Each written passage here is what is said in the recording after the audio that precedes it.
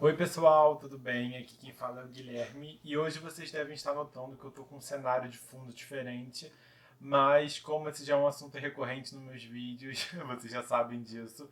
Eu moro no Rio de Janeiro e aqui tá fazendo um calor assim, beirando o impossível de lidar, então eu tô gravando de um outro cômodo que é um pouco mais fresco, né, que é dentro do quarto, para poder produzir conteúdo para vocês, tá bom? Então, por favor, perdoem e culpem o aquecimento global, né? Que a gente precisa lutar contra isso. Vamos lá. O vídeo de hoje vai ser sobre o incrível 14 contos de Kenzaburo Oi, que é esse daqui. Bom, esse é um livro que não é muito comentado, né? Pelo menos, principalmente esse autor não é muito comentado na comunidade literária. E eu tenho esse livro, ele já tem uns anos na minha estante, eu não conhecia o autor, nunca tinha lido esse livro, e aí eu descobri que dia 31 de janeiro é o aniversário do autor, né? O autor vai completar acho que 86 anos. Eu falei, por que não, né? Dar uma chance, conhecer o autor. E sinceramente, foi uma das melhores decisões que eu tive em janeiro, assim, em todos os aspectos, porque foi um prazer conhecer. Ai, perdoem as barulhos de fundo, tá? Não posso controlar as pessoas que moram na minha casa. É, o autor de contos ele consegue abordar vários assuntos diferentes, né? Vários planos de fundo para narrativas, várias alegorias diferentes, mas para tratar principalmente de um assunto que é o comportamento humano. Todos os defeitos, todos os lados ruins, né? Que um ser humano pode ter. Eu gosto quando o autor aborda as histórias dessa maneira, contando e mostrando, né, um outro lado do comportamento humano que às vezes não são tão explorados, né? Geralmente as qualidades, né, são sempre possuem mais destaque, e eu gosto quando o autor consegue, né, mostrar para as pessoas o quão corrupta a alma e as decisões, né, das pessoas conseguem ser. E aí, para isso, assim, tem que torne a narrativa muito caricata, né, como se fosse aquela coisa de vilão de filmes de contos de fadas em que as pessoas precisam ser necessariamente ruins. Não, as pessoas não são necessariamente ruins, as pessoas tomam atitudes erradas e quando se vê em momentos de emboscadas acabam escolhendo o caminho mais fácil de resolver os problemas, que geralmente é o caminho errado. E aí, enfim, tudo isso para poder falar desses contos.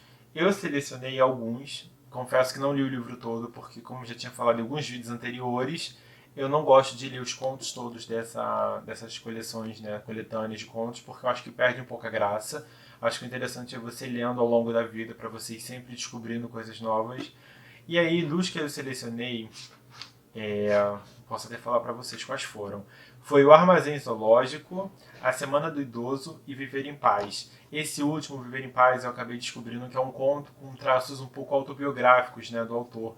Aqui a gente tem a história de uma família em que um dos integrantes, né, um dos filhos, é portador de uma deficiência mental. Não sei se essa palavra é correta, me corrijam se eu estiver falando alguma besteira. E o conto é narrado por uma das filhas, e os pais, né, dessas duas pessoas acabam viajando, e aí existe toda uma discussão a respeito de abandono, a respeito sexual desse irmão que tem medo, né, dele cometer algum ato criminoso, mesmo que involuntariamente. E também traz, né, a questão do casamento, de que quando você casa com uma pessoa, você não apenas leva aquela pessoa para sua vida, mas você leva toda a bagagem dela, toda a história, toda a família.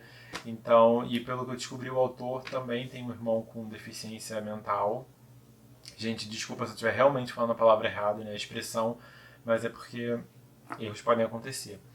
E aí, mas na verdade o conto que me chamou a atenção foi o conto A Semana do Idoso, porque nós temos um grupo de 3 estudantes que são contratados para contar como anda o mundo para um senhor idoso que vive recluso há possivelmente 10 anos dentro de sua casa, sem é, assistir televisão, sem ler jornais, sem ter contato com a internet. E ele contrata essas pessoas para que eles contem, né, o mundo da forma deles, o que está acontecendo no mundo para esse senhor.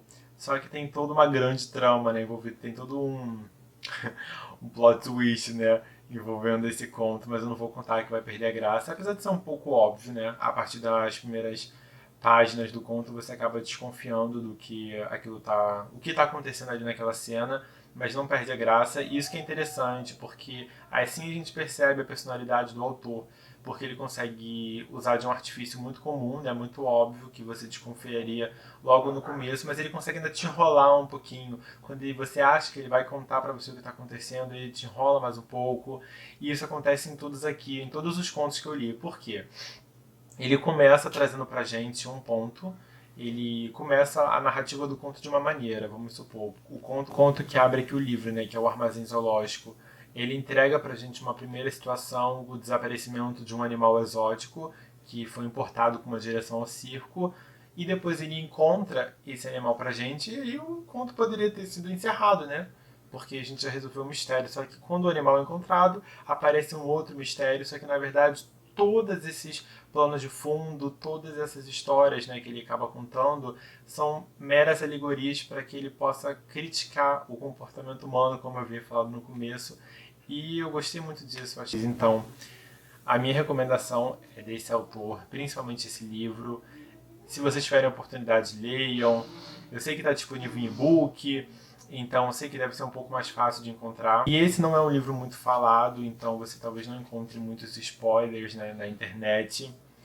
E acho que vale a pena. Eu quero muito ler agora um romance dele que ficou bem famoso, que eu vou deixar a foto aqui, para conhecer, né, outro lado do autor, porque eu acho que é muito diferente um autor quando ele escreve contos e quando ele escreve romances. Nunca é a mesma coisa, porque acho que nos contos ele consegue explorar mais possibilidades, enquanto no romance ele acaba ficando um pouco mais preso aquele estilo de narrativa que ele está utilizando, porque senão vira uma bagunça o livro.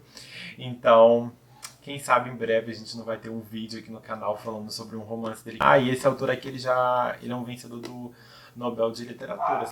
Então, gente, o vídeo de hoje foi esse. É um vídeo bem rapidinho, mas é realmente uma indicação pra gente conversar, porque não dá muito pra conversar com vocês sobre os contos sem entregar, até porque são narrativas muito curtas, né? Então eu vou acabar entregando coisas demais, né, que eu não deveria falar, porque vai perder a graça pra vocês. Mas o vídeo de hoje foi esse. Se você gostou, deixa um like, se inscreve aqui no meu canal e deixa um comentário pra mim, me dizendo se você conhece esse livro, conhece o autor, já leu alguma coisa. E também me segue lá no Instagram, vai estar passando aqui na tela o meu usuário. E o link também vai estar aqui na descrição, tá bom? Então, se vocês puderem lá, que a gente interage muito mais, eu consigo conversar com vocês um pouco melhor do que aqui no YouTube, vai ser bem legal, tá bom? E eu também posto muitas coisas lá, algumas resenhas eu acabo postando somente lá e não aqui, então dá uma passadinha lá, tá bom? E o link, caso vocês queiram adquirir o livro, tanto na versão física quanto na versão digital, vai estar aqui na descrição, tá bom? Então é isso, obrigado por ter assistido até agora e tchau, tchau. Minto, não vou dar tchau agora, não vou. Vamos falar sobre a Bookshelf Tour, né, que é um tabu aqui aqui no meu canal. Gente, como vocês preferem a Bookshelf Tour? Que eu faça por partes ou faça um vídeo inteiro, um vídeo de uma vez só? Eu tô sempre para falar sobre esse assunto, mas eu acabo esquecendo. Por favor, se você assistiu até o final, deixa aqui no comentário, ou eu vou deixar dos comentários e vocês acabam votando, né? Eu vou fazer isso, vou botar 2 comentários. O Bookshelf Tour dividido em partes ou inteiro. E aí vocês votam, né? Clicam no gostei, no joinha, qual vocês preferem, tá bom? E aí é isso, agora sim. Um beijão, obrigado por ter assistido, desculpa o cenário e até o próximo vídeo.